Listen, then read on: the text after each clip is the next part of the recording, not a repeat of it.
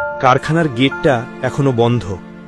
একটা বিশাল লোহার গেট, যার ওপারে ৩৫,০০০ মানুষের স্বপ্ন আটকে আছে। যেখানে একদিন সেলাই মেশিনের টকটক শব্দে সকাল শুরু হতো, আজ সেখানে নীরবতা আর অজানা ভয়। সেই নীরবতার মাঝেই একটা ছোট ছেলে মায়ের হাত ধরে দাঁড়িয়ে আছে। ওর বাবা এই কারখানাতেই কাজ করে। বেতনটা যখন বাড়ল, ছেলেটির বাবা হাসি মুখে বলেছিল, এবার আমার ছেলেটাকে স্কুলে ভর্তি করব, কষ্টটা শেষ। কিন্তু কে জানতো সেই হাসি বেশি দিন টিকবে না। একটা গুজব, একটুখানি উত্তেজনা আর কিছু ভুল বোঝাবুঝি, সেই আগুনে জ্বলে গেল হাজারো পরিবারের শান্তি। 14 অক্টোবরের সকালটা ছিল অন্য দিনের মতোই। ম্যানেজমেন্টের ভাইয়েরা গেটের সামনে দাঁড়িয়ে সবাইকে বলছিলেন, ভাইয়েরা কাজে ঢুকে পড়েন, সব দাবি মেনে নেওয়া হয়েছে। কিন্তু তখনও কেউ জানত না, দূরে দাঁড়ানো কয়েকজন দুষ্কৃতকারী একটা ভয়াবহ নাটকের সূচনা করছে। একটা কথার জবাবে একটা ধাক্কা, একটা ধাক্কার জবাবে কয়েকটা ঘুষি, তারপর আগুনের মতো ছড়িয়ে গেল বিশৃঙ্খলা। মানুষ মানুষকে মারছে, কেউ জানে না কে কার ভাই। আর তখনই গুজব ছড়িয়ে পড়ল, 2জন মহিলা মারা গেছে, ম্যানেজমেন্ট মারছে শ্রমিকদের। সেই গুজবের আগুনে জ্বলে গেল শান্তি। যে কারখানায় একসাথে ইফতার হতো, যেখানে ঈদ বোনাসের দিনে হাসির বন্যা বয়ে যেত, সেই জায়গায় আজ ভয়, রক্ত আর কান্না। কেউ বুঝল না, ম্যানেজমেন্টের ভাইরাও তো মানুষ, তারাও তো কারো বাবা, কারো ভাই, কারো সন্তান। তারা তো চেয়েছিল কোম্পানিটা চলুক, সবাই বেতন পাক, সবার ঘরে খাবার উঠুক।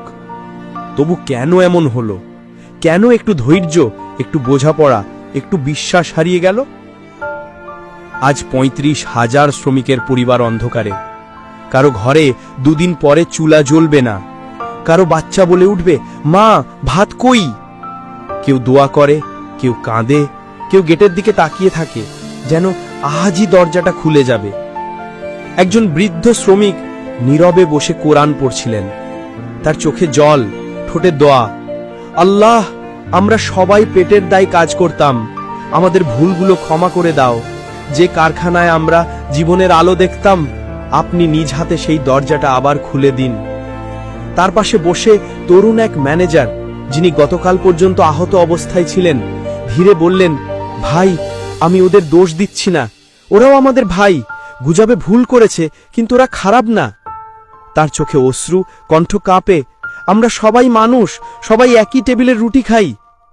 তখন মনে হয়, এই লড়াইটা শ্রমিক বনাম মালিকের না, এই লড়াইটা ছিল ভুল বোঝাবুঝি আর গুজবের বিরুদ্ধে।